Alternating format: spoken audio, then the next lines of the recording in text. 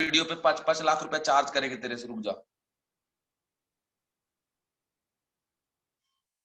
चलो ठीक है, हमने लास्ट लेक्चर में टेस्ट बताया था, है ना, टेस्ट। और इस टेस्ट में बच्चों पहले बताया था, एक तो पहले बताया था आपको BOH3 का रिएक्शन बताया था, ठीक है, किसके साथ, इथेनॉल के साथ, ठीक है। फिर यहां से क्या प्रोडक्ट बना ये हमने आपको लिखवा दिया था, बता दिया था, आपको समझ में भी आ गया था, कोई दिक्कत इसमें तो किसी को नहीं होगा। दूसरी पॉइंट हमने आपको ये बताया था कि ये जो H3BO3 है ना, एक बोरिक एसिड के नाम से इसको हम लोग जानते हैं, ऑर्थोबोरिक एसिड है। और बच्चों बात ये है कि ये जो ऑर्थोबोरिक एसिड है ये मोनोबेसिक एसिड होता है, इसका जो बेसिसिटी है वो 1 है। ओके, ये बात हमने आपको बता दिया था, इसका बेसिसिटी 1 होता है और ये वीक टाइप का बेसिक एसिड है, वीक एसिड है। अगर ये NaOH के साथ रिएक्ट करेगा तो ये क्या करता है, इसका OH माइनस को होल्ड कर लेता है, क्योंकि ये लेविस एसिड है, अंडरस्टैंड। ये बन जाता है यहां से बी, मतलब होल्ड करके एक कंडीशन बना सकता है, बट अभी ये क्या बनाता है यहाँ पे, NaBO2, ठीक है, सोडियम मेटाबोरेट और प्लस पानी रिलीज होता है ना, जल। तो ये कंडीशन मैंने बता दिया आपको। इसके बाद है बच्चों, इसके बाद का बहुत इंपॉर्टेंट एक कंडीशन जो है मैंने आपको बताया था कि अगर आप, ये रिएक्शन बहुत इंपॉर्टेंट है, याद रखिएगा, ठीक है, नीट जेई मेंस एडवांस सभी में आ चुका है। H3BO3 को जब अगर आप हीट करेंगे तो ये बनेगा HBO2, ओके। फिर इसको जब हीट करेंगे तो बनेगा H4B2 H2 H2 आपका B4O7। फिर अगर आप इसको हीट करेंगे तो ये बन जाएगा आपका B2O3। तो देखिए इसको हम, इसका एनहाइड्राइड क्यों कहते हैं, एनहाइड्राइड मतलब कि अगर डायरेक्ट स्ट्रांगली हीट कर दोगे ना एकदम ताकत लगा के, तो जाके ये जो H3BO3 है वो कन्वर्ट हो जाएगा किसमें, आपका B2O3 में। एक रूल है इनऑर्गेनिक केमिस्ट्री का कि जिस ऑक्सीडेशन स्टेट पे है कोई एसिड, ऑक्सी एसिड, उसको हीट करने पे उसका एसिडिक ऑक्साइड भी उसी ऑक्सीडेशन स्टेट पे रहता है। बोलने का मतलब ये है कि अगर आप H3BO3 ले लिए ना बेटा, H3BO3, और इसको अगर स्ट्रांगली हीट कर दिए तो B2O3 बन जाएगा। तो देखिए इसीलिए इसको हम लोग क्या कहते हैं, एनहाइड्राइड ऑफ H3BO3, ठीक है। और अगर B2O3 को रिएक्ट करा दो H2O से तो क्या बन जाएगा, H3BO3, ठीक है। समझ गए, एसिडिक ऑक्साइड क्या होता है कि पानी में जाके अगर एसिड को का फॉर्मेशन करे तो उसे हम क्या कहेंगे बच्चों, एसिडिक ऑक्साइड कहेंगे। अंडरस्टैंड मेरे प्यारे बच्चों। तो ये कंडीशन था लास्ट लेक्चर का, यहां तक मैंने बातें बताया था, ठीक है। उम्मीद करता हूं कि आप पढ़े होंगे घर पे। देखिए इनऑर्गेनिक केमिस्ट्री के लिए मैं बार बार आपको बता रहा हूं, एस ब्लॉक हो, पी ब्लॉक हो, डी ब्लॉक हो, ए ब्लॉक हो, कोऑर्डिनेशन केमिस्ट्री और पीरियड आपका chemical bonding, chemical bonding periodic table से आपका 4 से 5 क्वेश्चन आएगा, ठीक है। नीट में, जेई में तो 2 आ जाता है, बाकी इन सब में से एक एक क्वेश्चन आने की चांसेस रहती है नीट में। तो इनको कैसे पढ़ना है कि रटना नहीं है, रीड करना है, सिर्फ रीड करेंगे बार बार एवरीडे आधा घंटा इनऑर्गेनिक केमिस्ट्री पढ़ा करो और कुछ क्वेश्चन लगाया करो, आपको पूरा याद हो जाएगा, ठीक है। चलो अब हम लोग बात करते हैं बच्चों नेक्स्ट कंडीशन पे जाके। एक मैं आपको बोरेक्स के बारे में बताने जा रहा हूं कंडीशन। तो हेडिंग में लिखिएगा बोरेक्स, बोरेक्स, इसको टिंकल के नाम से भी जानते हैं, टिंकल, ठीक है। तो ये बोरेक्स, बोरेक्स का फॉर्मूला बच्चों मैंने आपको बता दिया है कि Na2B4O7 है ना, और डॉट में क्या आपका 10H2O। ये डॉट 10H2O का मतलब क्या है, एसोसिएटेड विद कोऑर्डिनेट बॉन्ड, है ना। तो ये कंडीशन है। अभी मैं आपको ये बताने जा रहा हूं कि भैया ये कैसे प्रिपेयर होगा, किस तरीके से प्रिपेयर होगा, बाद में इसका हम लोग क्या यूज करेंगे। अंडरस्टैंड बच्चों। सबसे फर्स्ट मेथड कि फ्रॉम कोलेमेनाइट हम लोग प्रिपेयर करेंगे बोरेक्स का, प्रिपरेशन करेंगे किसका, बोरेक्स का बच्चों। तो ये कंडीशन है, जैसे ले लिया हमने CA3 ठीक है, और प्लस अगर हमने इसमें ले लिए Na2CO3 सोडियम कार्बोनेट, ठीक है, और फ्यूजन करा दिए, फ्यूज कर दिए, ठीक है, तो यहां से बन जाता है ये Na2B4O7। ओके बच्चों, तो ये कंडीशन मैंने आपको लिखना है अभी यहाँ पे कि Na2B4O7, ठीक है। तो ये देखो Na2B4O7 डॉट 10 मतलब कि यहाँ पे 10 molecule of water as a coordinate bond यहाँ पे प्रेजेंट रहता है, ठीक है, ये हाइड्रेटेड रहता है, आप ये कह सकते हैं। लेकिन यहाँ पे ये एनहाइड्रस कंडीशन पे वाटर मॉलिक्यूल यहाँ पे प्रेजेंट नहीं है, ये डिफरेंस है इन दोनों में बस, और कोई डिफरेंस नहीं है। तो ये मैंने बता दिया आपको कैसे प्रिपेयर हुआ है, ठीक है। दूसरा मेथड आपको बताने जा रहा हूं बच्चों कि आप इसको कैसे प्रिपेयर करोगे। ये फर्स्ट मेथड तो मैंने बता दिया कि फ्रॉम कोलेमेनाइट ओर, ओके, यहाँ पे लिख सकते हैं आप कि फ्रॉम कोलेमनाइट ओर के थ्रू हमने प्रिपेयर किया क्या आपका Na2B4O7। आगे हम चाहेंगे ना बच्चों तो Na2B4O7 से जो जो चीज हम प्रिपेयर कर सकते हैं वो यहां से प्रिपेयर कर लेंगे, है ना। तो ये कंडीशन भी आप ध्यान रखिएगा, ओके बच्चों, ध्यान रखना पड़ेगा आपको। अब आगे मैं जा रहा हूं, कंडीशन को आगे बढ़ा रहा हूं। नेक्स्ट कंडीशन है कि ऑर्थोबोरिक एसिड से भी प्रिपेयर किया जा सकता है बोरॉक्स का, ठीक है। तो अब हम बोरॉक्स का प्रिपरेशन आपको बताने जा रहे हैं by using orthoboric acid. Second point में H3BO3 जब रिएक्ट करेगा किसके साथ, Na2CO3 के साथ, सोडियम कार्बोनेट के साथ, तो ये प्रोडक्ट में देता है बच्चों Na2B4O7, ठीक है। ये कंडीशन याद रखिएगा। और आपको एक बात बता दूं, आप प्रॉपर्टीज बताता हूं इसका। प्रॉपर्टी ऑफ Na2 मतलब property of borax, okay, borax. सीधी बात याद रखना बच्चा कि जो सॉल्यूशन होता है ना बोरेक्स का, ठीक है, वो बेसिक होता है, याद रखिएगा, पूछता है डायरेक्ट। ये कोई बहुत एडवांस लेवल की बातें मैं नहीं बता रहा हूं, ये बात है नीट और जेई मेंस लेवल का। कि एक बार क्वेश्चन में आया था, बताओ जो बोरेक्स का सॉल्यूशन होगा वो एसिडिक होगा, बेसिक होगा, न्यूट्रल होगा। तो याद रखिएगा कि जो बोरेक्स का सॉल्यूशन है ना वो स्लाइटली बेसिक होता है, अल्कलाइन होता है। तो याद रखना कि solution of borax is basic that is alkaline which means pH greater than 7, okay। और ये मतलब स्ट्रॉन्ग बेस वीक एसिड का जो कॉम्बिनेशन होता है ना बच्चों सॉल्ट हाइड्रोलिसिस में, उस तरीके का प्रॉपर्टी ये शो करता है, ठीक है। तो ये कंडीशन भी बच्चों आप ध्यान रखना। फिर से मैं एक बार रिपीट कर दूं कि जब आप प्रॉपर्टी में जाएंगे, इसके नेचर पे बात करेंगे, तो जो बोरेक्स का सॉल्यूशन है वो स्लाइटली बेसिक होता है, अल्कलाइन होता है, पीएच जो होता है बच्चों इसका ग्रेटर देन 7 होता है। अंडरस्टैंड, पीएच क्या होता है, ग्रेटर देन 7। और नॉर्मली जो आप पढ़े होंगे सॉल्ट हाइड्रोलिसिस आयनिक इक्विलिब्रियम में, वहां पे डिफरेंट डिफरेंट कॉम्बिनेशन होता है, strong acid weak base, strong base weak acid. तो स्ट्रॉन्ग बेस वीक एसिड वाला जो कंडीशन है ना बच्चों, उसके पैटर्न को ये फॉलो करता है ना। तो इस कंडीशन को भी बच्चों आप ध्यान रखना। अंडरस्टैंड बच्चों।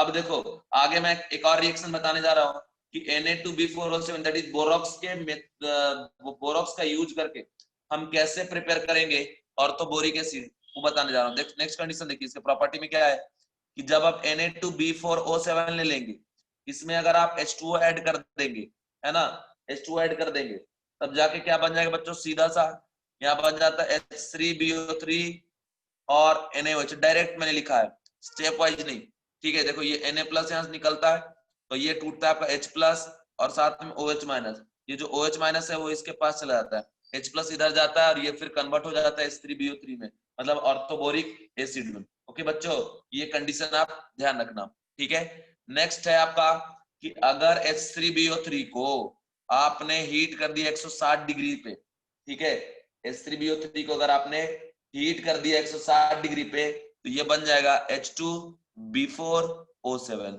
ठीक है। तो ये कंडीशन है, मतलब सिर्फ 160 डिग्री पे हीट करना है और कुछ करने की जरूरत नहीं है। अब एक बात आप सुन लो, इसको मैंने स्ट्रॉन्ग बेस और वीक एसिड क्यों कहा, ठीक है, इसका रीजन बताता हूं। तो देखो सुनो, जब भी आप किसी का प्रॉपर्टी चेक करते हैं एसिडिक बेसिक, तो क्या करते हैं, सॉल्यूशन बनाते हैं। और सॉल्यूशन बनाने का मतलब क्या, वाटर में डिसॉल्व कर दिए अगर किसी सब्सटेंस को और H प्लस जनरेट हो गया तो कैसा हो जाएगा एसिड, और सॉल्ट हाइड्रोलिसिस में क्या होता है कि हमने यूज करते हैं डिफरेंट टाइप के सॉल्ट, और हाइड्रोलिसिस होकर उससे एसिड और बेस दोनों एक साथ साइमल्टेनियसली बनता है। फिर आगे बहुत सारा प्रोसेस है, बहुत कुछ है उसमें, उतना मैं नहीं जाना चाहूंगा। बट कुल मिला के ये जो मैंने आपसे कहा ना कि ये जो सॉल्यूशन बोरॉक्स का बेसिक है, alkaline, pH greater than 7, strong base weak acid के मिक्सचर जैसा। देखो इधर, इधर देखो कंडीशन है कि नॉर्मली जब स्ट्रॉन्ग बेस और वीक एसिड को हम मिक्स करेंगे तो किस तरीके का, अरे पीएच कैलकुलेशन आप पढ़े होगे ना, पीएच कैलकुलेशन में पढ़े होंगे ना, acid dissolve in water, weak acid dissolve in water, weak base dissolve in water, strong acid dissolve in water, mixture of strong acid dissolve in water, weak acid strong acid dissolve in water, weak acid weak base dissolve in water, weak acid strong base dissolve in water, अलग अलग method से पढ़े होंगे। फिर वहां से H+ निकाल के पीएच हम लोग कैलकुलेट करते थे। याद आ रहा है क्या आप लोगों को? याद आ रहा है बच्चा लोग? याद आ रहा है बाबू? सबको याद आ रहा है ये चीज? रिवाइज कर लेना इनको, है ना, बहुत इंपॉर्टेंट है। पीएच कैलकुलेशन में पढ़े होंगे कि पीएच कैलकुलेट करने के लिए ये सब मेथड जो वहां पे आया होगा, है ना। तो वही चीज है कि देखिए जैसे ये पानी में जाता है ना, वाटर में जाता है, तो वाटर में जाने के बाद ये, वाटर में जाने के बाद ये क्या फॉर्मेशन कर लिया है, H3BO3 का और NaOH का। देखिए ये वाटर में जाने के बाद Na2B4O7 के फॉर्मेट में नहीं रहा, ये कन्वर्ट हो गया H3BO3 और NaOH में। तो ये H3BO3 किस टाइप का एसिड है बताओ? वीक एसिड है। और ये NaOH कैसा है आपका? स्ट्रॉन्ग बेस है। सोडियम हाइड्रोक्साइड क्या है? Strong base. अब देखो इसलिए हम इसको क्या बोल रहे हैं, स्ट्रॉन्ग बेस वीक एसिड का कॉम्बिनेशन, ठीक है। और आपको पता है यहाँ पे इफेक्ट ज्यादा किसका होगा? स्ट्रॉन्ग बेस का, इसलिए सॉल्यूशन बेसिक हो जा रहा है। तो ये दोनों जो बन रहा है ना, इसके वजह से हम लोग कह रहे हैं इसको कि भैया ये क्या है आपका? स्ट्रॉन्ग बेस और वीक एसिड का कंडीशन। क्या आपको समझ में आ गया?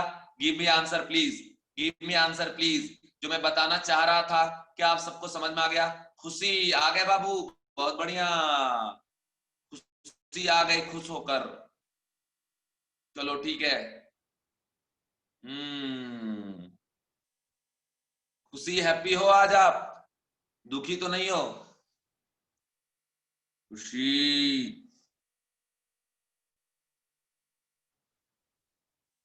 नहीं, हैप्पी नहीं हो?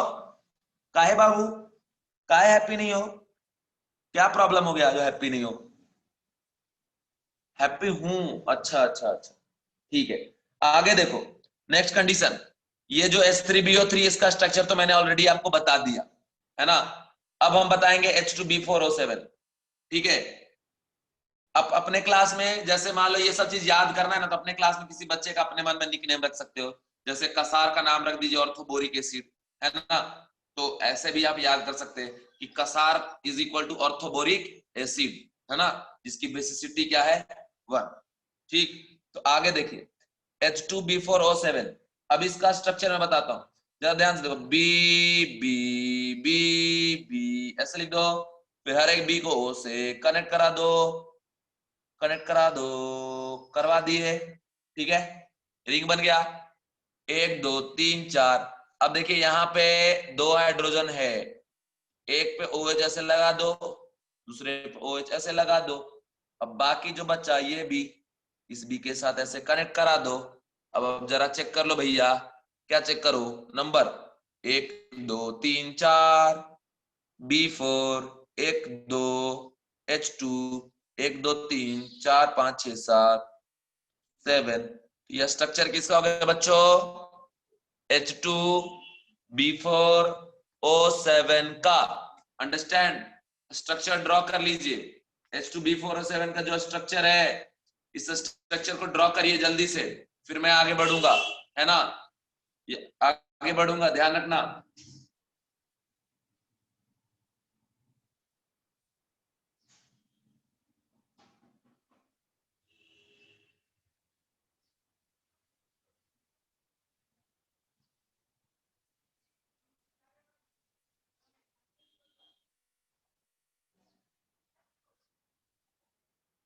लिख लिए बच्चों? लिख लिए?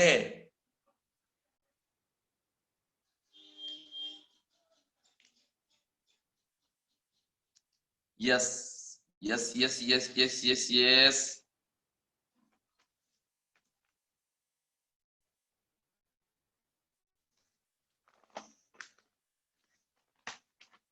प्रणय, प्रणय। चलो इसके बाद,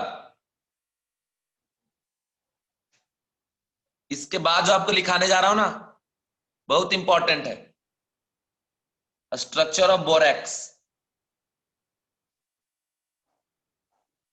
ठीक है, देखो सबसे पहले तो Na2B4O7 है ना, Na2B4O7 डॉट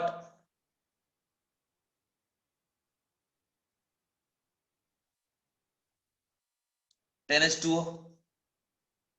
ठीक है, मैं इसका स्ट्रक्चर जो बताने जा रहा हूं वो एनायन फॉर्म ऑफ बोरेक्स बताने जा रहे हैं, एनायनिक फॉर्म में। एनायनिक फॉर्म क्यों, देखो Na प्लस हटेगा तो एक निगेटिव चार्ज आएगा, दोनों Na प्लस हट जाएगा तो दो निगेटिव चार्ज आएगा। आएगा कि नहीं आएगा बताओ, खुद ही आप सोच के देखो, आएगा कि नहीं आएगा? आएगा, आएगा ना। तो जो एनायन फॉर्म होता है ना बोरक्स को, बोरक्स का, उसको हम लोग ऐसे रिप्रेजेंट करते हैं, B4O5OH4 और इस पे 2 निगेटिव चार्ज। ठीक है, टोटल 10H2O है, और भी H2O का हम लोग यूज करेंगे, लेकिन नॉर्मली जो उसका एनायनिक फॉर्म है स्ट्रक्चर में, उसको हम ऐसे रिप्रेजेंट करते हैं, B4O5OH4 to the power 2 negative charge. Okay, तो अब इसके हिसाब से हम लोग स्ट्रक्चर इसके रिप्रेजेंट करेंगे। अब क्या हो जाएगा, देखो फिर से वही बात कि बी बी बी बी कर दो रिप्रेजेंट, उसके बाद ओ ओ ओ ओ ओ ओ ओ ओ। ठीक है, ऐसे रिप्रेजेंट कर दिए ओ को। अब देखो दो निगेटिव चार्ज है, तो ऑब्वियसली ये सेंट्रल एटम पे ट्रांसफर होगा, मतलब दो निगेटिव चार्ज किस पे ट्रांसफर होगा, ऑक्सीजन के ऊपर ट्रांसफर होगा। तो यहां से क्लियर हो गया, सॉरी बोरोन पे ट्रांसफर होगा, तो यहां से क्लियर हो गया कि बोरोन पे निगेटिव चार्ज ट्रांसफर होने का मतलब कितना बॉन्ड बनाएगा वो, 4। तो देखिए इस तरीके से बॉन्ड बना दिए, कितना ये बोरॉन कितना बॉन्ड बना लिया, 1 2 3, 1 2 3। अब अगर एक OH के साथ इसका हम बॉन्ड बना देंगे, इसके ऊपर क्या चार्ज आएगा, निगेटिव चार्ज, और ये भी OH के साथ बॉन्ड बनाने क्या हो गया, निगेटिव चार्ज। ठीक है बच्चों, ये बात ध्यान रखना। अब इसके साथ लगा दो OH, इसके साथ लगा दो OH, तो देखो 1 2 3 4। ठीक है, B4 1 2 3 4 5 O5 OH4 OH4 2 negative. मान लो Na प्लस होता तो यहाँ पे Na प्लस दिखा देते, यहाँ पे Na प्लस दिखा देते, निगेटिव को पॉजिटिव चार्ज उसका क्या कर देता, न्यूट्रल। ओके बच्चों, इस कंडीशन का ध्यान रखना। ये जो मैंने बता दिया आपको, ये एनायनिक फॉर्म ऑफ बोरेक्स है, और बोरेक्स का स्ट्रक्चर हम लोग इसी तरीके से बनाते हैं, है ना। एग्जाम में बोरेक्स का स्ट्रक्चर भी आ चुका है, और जिस दिन फिनिश करूंगा मैं चैप्टर, उस दिन देखना सारे प्रीवियस ईयर सॉल्व करेंगे, नीट एम्स जो भी टाइप के, सारे टाइप के हम लोग सॉल्व करेंगे। ये स्ट्रक्चर ड्रॉ कर लिए बच्चों, जल्दी से ड्रॉ करो फिर आगे बढ़ूंगा।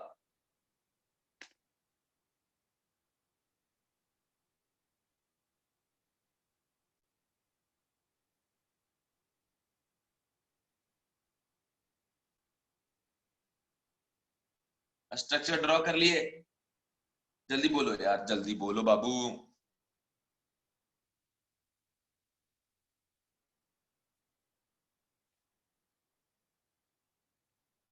इसके बाद अब मैं आपको बताने जा रहा हूं, इसके बाद का स्ट्रक्चर मैं आपको बताने जा रहा हूं बच्चों, H3BO3 इन सॉलिड फॉर्म। ठीक है, सॉलिड फॉर्म में स्ट्रक्चर बताने जा रहे हैं, ध्यान से देखें। H3BO3 का स्ट्रक्चर इन सॉलिड फॉर्म।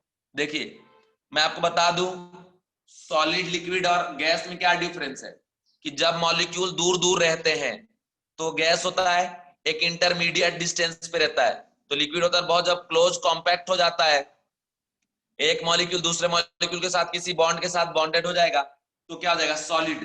तो H3BO3 भी सॉलिड फॉर्म में कन्वर्ट हो सकता है। देखो कैसे मैं बताता हूं, मान लीजिए कंटेनर में हमने H3BO3 ले लिए, बहुत सारे मॉलिक्यूल है H3BO3 का, ठीक है, ऑर्थोबैरिक एसिड का, बहुत सारे। तो देखो यहाँ पे एक चांसेस है हाइड्रोजन बॉन्डिंग का, और हाइड्रोजन बॉन्ड का कंडीशन आप पढ़े होंगे बच्चों कि जब ए हो, एच हो और इधर बी हो, है ना, ए एच बी, तो एच और बी के बीच में एक बॉन्ड जनरेट होता है, उस बॉन्ड को हाइड्रोजन बॉन्ड बोलते हैं। हाइड्रोजन बॉन्ड को हम लोग 3 डॉट से रिप्रेजेंट करते हैं। कहीं कहीं बुक में ऐसे ऐसे 50-60 डॉट दिखाते हो, गलत होता है। रियलिस्टिक में representation in 3 dot. Inorganic chemistry में ए का वैल्यू या तो ओ होगा या एफ होगा या एन होगा, दुनिया का सबसे ज्यादा इलेक्ट्रोनेगेटिव एलिमेंट, ठीक है। और बी का वैल्यू या तो ओ होगा या एफ होगा या एन होगा। तो ये कंडीशन आप ध्यान रखना, ठीक है बच्चों। अब देखो ओ एफ और एन, ओ एफ और एन दोनों पोजीशन पे, तब जाके हाइड्रोजन बॉन्ड बनेगा। ऑर्गेनिक केमिस्ट्री में इसके अलावा भी कुछ कुछ ऐसे सिचुएशन आते हैं जहां पर हाइड्रोजन बॉन्ड बनता है, बट इन जनरल अभी हम इनऑर्गेनिक केमिस्ट्री आपको पढ़ा रहे हैं, तो यहाँ पे मैं बस इसी का बात करूंगा, ठीक है ना। अब देखो हाइड्रोजन बॉन्ड, तो यहाँ पे हाइड्रोजन बॉन्ड की पॉसिबिलिटी हो जाती है मेरे प्यारे बच्चों। अभी क्या पॉसिबिलिटी वो आप देखो, जैसे मान लो यहाँ बी ले लिए, इधर से ओ ले लिए, ठीक है, और ये एच, ठीक है ना, इसके बाद इधर ओ ले लिया है, और इसके बाद आपका समझ लो इधर ओ ले लिए और इधर आपका एच, तो ये एक H3BO3 है ना।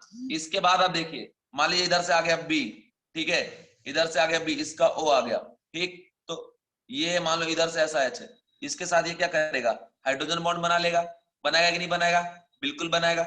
ये किसी और के साथ इधर से हाइड्रोजन बॉन्ड बना लेगा, ये किसी और के साथ हाइड्रोजन बॉन्ड बना लेगा, इधर इधर से भी हाइड्रोजन बॉन्ड बना लेगा, ये इधर से हाइड्रोजन बॉन्ड बनाएगा और इधर से भी हाइड्रोजन बॉन्ड बनाएगा। इस तरीके से बार बार क्या होता जाएगा, रिपीट होता जाएगा, समझ रहे हो। मतलब कुल मिला के यहाँ मान लो कोई बी है, इधर ओ है, ये एच, इधर ओ है, इधर एच, इस तरीके से देखो पूरा बार बार जब रिपीट होगा, और ये रिपीटेशन अप टू इन्फिनिटी तक जब जाएगा, तो किस में कन्वर्ट होगा, सॉलिड फॉर्म में। अंडरस्टैंड, अंडरस्टैंड बच्चों, समझ पा रहे हो। तो ये स्ट्रक्चर हो गया इन द फॉर्म ऑफ क्या, आपका सॉलिड स्टेट, किसका, एस H3BO3 का, ठीक है। समझ पा रहे हो बच्चों। ये देखो ऑक्सीजन के डॉट क्यों दिखा रहे और हाइड्रोजन से डॉट क्यों दिखा रहे, इसलिए क्योंकि हाइड्रोजन और ऑक्सीजन के बीच में बॉन्ड बनेगा। क्योंकि देखो AHO AHB, एक एक के साथ H और B लेंगे तो वो ऑक्सीजन फ्लोरीन या नाइट्रोजन, इसलिए ऑक्सीजन हाइड्रोजन एक बार देगा और एक बार खुद डायरेक्ट पार्टिसिपेट करेगा हाइड्रोजन बॉन्ड में। हर एक के साथ ऐसे ही कहानी चलेगा और ये पूरा बढ़ता जाएगा एकदम क्रिस्टल सिस्टम, है ना। ये ड्रॉ कर लिए, समझ में आ गया।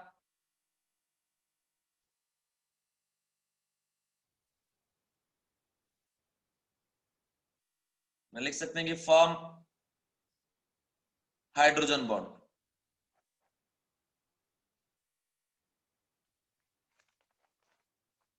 मैं आगे बढ़ रहा हूं नेक्स्ट कंडीशन की तरफ, ठीक है। नेक्स्ट कंडीशन में मैं आपको स्ट्रक्चर बताने जा रहा हूं बच्चों, BO3 माइनस का, ठीक है। इसके स्ट्रक्चर में कुछ भी टेंशन नहीं है, सीधा सीधा है इसका कि BOOO तीनों पे निगेटिव चार्ज, ठीक है, तीनों पे निगेटिव चार्ज लगा दो इस तरीके से। तो ये क्या बन गया आपका BO3 माइनस 3 का स्ट्रक्चर, ठीक है। इसको ऐसे भी लिख सकते हैं BOOO and to the power -3, इस तरीके से। तो ये स्ट्रक्चर सिंपल सा है। H3BO3 में से तीनों H को हटा देंगे तो O पे निगेटिव चार्ज आएगा, जितना H हटेगा उतना निगेटिव चार्ज। तो ये इस तरीके से यहाँ पे स्ट्रक्चर बन गया, ठीक है। इसके बाद मैं बच्चों आपको ट्राइबोरेट का स्ट्रक्चर बताने जा रहा हूँ, B3O6-3 का, ठीक है। ध्यान से देखिएगा, B3 स्ट्रक्चर ऑफ B3O6-3 का, ध्यान से देखिए। नेगेटिव चार्ज आएगा इस बार ऑक्सीजन पे, ठीक है ना। यहां देखो बी बी बी, ये जो बी है ना, ये बनाता है आपस में साइकिल, ठीक है, इस पे ओ, इस पे ओ, इस पे ओ, माइनस माइनस और ये माइनस। तो ये जो स्ट्रक्चर आप देख रहे हो, ये स्ट्रक्चर हो गया आपका B3O6 -3 का स्ट्रक्चर। अंडरस्टैंड बच्चों? इस कंडीशन का आप ध्यान रखना। अब इसमें क्वेश्चन क्या पूछेगा, पूछेगा बताओ कि B3O6 -3 में कितने बी बॉन्ड है। तो BOB 1, BOB 2, BOB 3, ठीक है, समझ गए? तो ये कंडीशन आपको ध्यान रखना पड़ेगा। कुछ भी कहानी पूछ सकता, बोलेगा बताओ कितने लोन पेयर हैं, कितना बॉन्ड पेयर है, ठीक है, ये पूछेगा आपको, समझ रहे हो? तो ये सारी बातें पूछ सकता है। अब बॉन्ड पेयर क्या होता है, जो इलेक्ट्रॉन पेयर जो शेयर्ड है, तो 1 2 3 4 5 6 7 8 9, जितना बॉन्ड उतना bond pair. Lone pair count करो, तो बोरोन के ऊपर लोन पेयर तो नहीं होगा, इसके ऊपर देखो, यहाँ पे 2 लोन पेयर, यहाँ पे 2 लोन पेयर, यहाँ पे 2 लोन पेयर, कितना हो गया 2 2 4 2 6। और यहाँ देखो, यहाँ पे निगेटिव चार्ज के साथ 3 लोन पे, 3 3 6 और 3 9, 9 और 6 कितना हो गया बच्चों 15, समझ में आ गया? तो यहाँ पे टोटल जो है ना वो 15 हो जाएगा लोन पेयर। तो इस तरीके की बातें आपसे पूछ सकता है। क्या पूछेगा नहीं पूछेगा तो कुछ भी आपको पूछ सकता है, तो कंडीशन बस आप ध्यान रखना, ठीक है। नेक्स्ट पॉइंट में मैं जा रहा हूं, कंडीशन आप देखिए कि पायरोबोरिक एसिड कैसे बनता है वो मैं आपको बताने जा रहा हूं, ठीक है। जैसे देखिए कि BOH OH OH, orthoboric acid हमने ले लिया, OH BOH OH, ओके। इसमें से H2O बाहर हमने निकाल दिया, तो मान लो OH ऐसे बाहर निकल गया H2O, यहां से हो गया BOB OH OH OH और ये OH। ये जो है बच्चों, ये क्या हो गया आपका पायरोबोरिक एसिड। इसको लिख सकते हैं क्या यहां से H4B2 1 2 3 4 5 O5। नाम क्या हो जाएगा इसका पायरोबोरिक एसिड, ओके। ये कंडीशन ध्यान रखना। इसमें भी पूछेगा बेसिसिटी क्या है, 1 2 3 4 मत बता देना। वैकेंट ऑर्बिटल एक किसके पास है, किसके पास, तो दो दो ही एक्सेप्ट कर सकता है, इसका बेसिसिटी 2 होगा, ठीक है। इसके बाद देखो, जब यहां से पायरोबोरेट आयन अगर आपको बनाना है, तो यहां से बन जाएगा B2O5 -4, इसको हम लोग क्या बोलेंगे पायरोबोरेट आयन।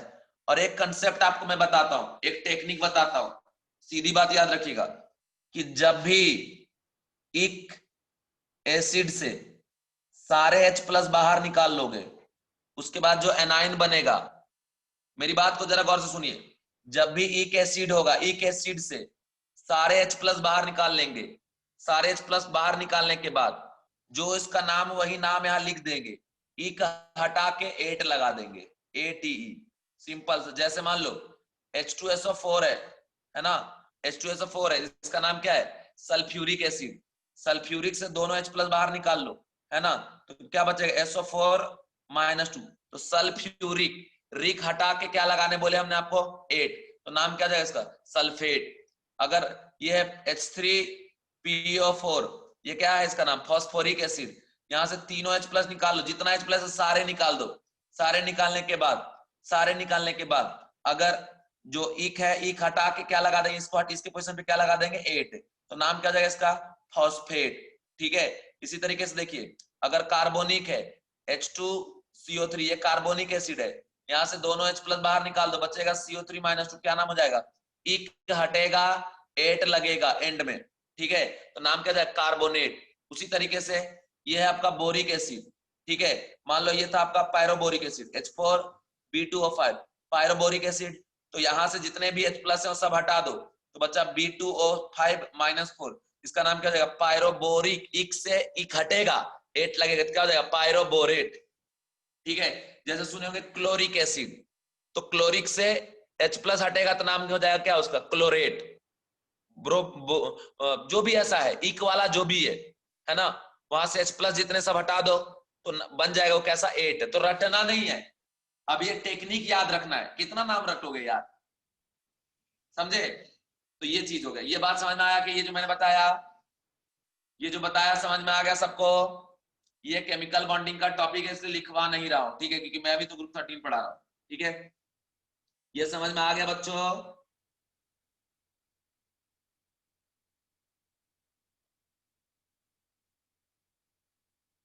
ठीक है, तो ये मैंने आपको बता दिया। अभी इसका स्ट्रक्चर अगर आपसे पूछे तो आप आसानी से बना सकते, कैसे कि B O B O minus O minus O minus O minus, बन गया स्ट्रक्चर, कोई दिक्कत नहीं है, ठीक है, बहुत आसानी से स्ट्रक्चर बन गया, कोई प्रॉब्लम नहीं। इसी तरीके से आपको हर एक चीज, हर एक कंडीशन देखते जाना है, समझते जाना है, लिखते जाना है, ठीक है, कोई दिक्कत नहीं जाएगा। समझ गए बच्चों? इस कंडीशन का ध्यान रखना। अब मैं आपको बोरैक्स के बारे में कुछ एक आध बातें और बता रहा हूं।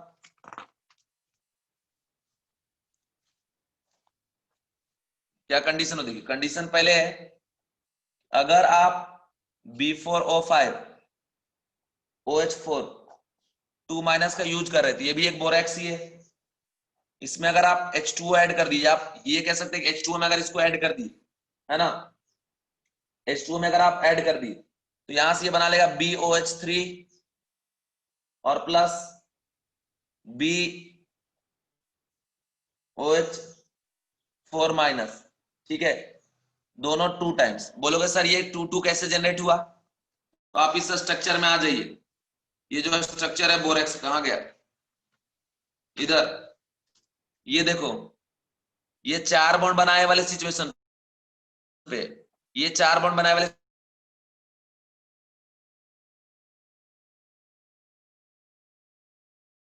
तो ये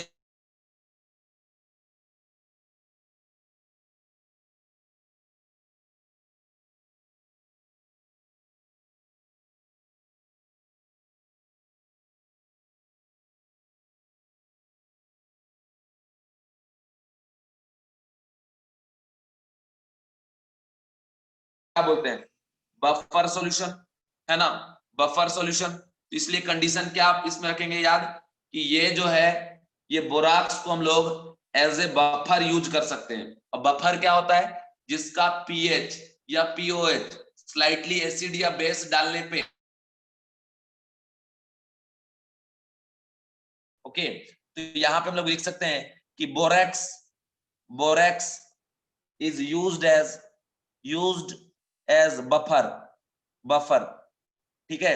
बफर का मतलब समझते हो ना बच्चा, बफर हो गया मतलब क्या हो जाता है कि फिक्स हो गया, चेंज नहीं होगा, ठीक है, तो ये कंडीशन है। अब हम बताने जा रहे हैं आपको action of heat, action of heat, borax bead test होता है बच्चों, बहुत इंपॉर्टेंट है यार, ये बहुत ज्यादा इंपॉर्टेंट है, मैं एकदम स्टार मार रहा हूं इसमें, ध्यान कि बोराक्स बीट टेस्ट, ठीक है, बोराक्स बीट टेस्ट, इसमें अब कंडीशन देखिए क्या होता है। बोराक्स बीट टेस्ट में होता है कि पहले आपने बोराक्स ले लिया Na2B4O7.10H2O, इसको आपने हीट कर दिया, आफ्टर हीटिंग ये कन्वर्ट हो जाता है बच्चों NaBO2 और प्लस B2O3, जो कि ग्लासी बीड होता है, छोटे छोटे ग्लास टाइप के दाने होते हैं, मैंने आपको पहले भी बताया है। ये क्या हो गया बच्चों, glassy glassy bead, okay, understand, ये ग्लासी बीड। अब इसमें क्या